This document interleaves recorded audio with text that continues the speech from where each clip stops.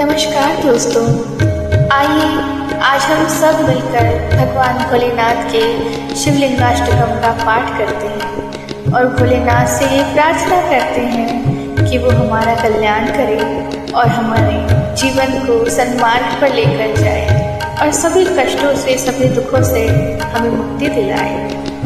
हर हर Mahadev.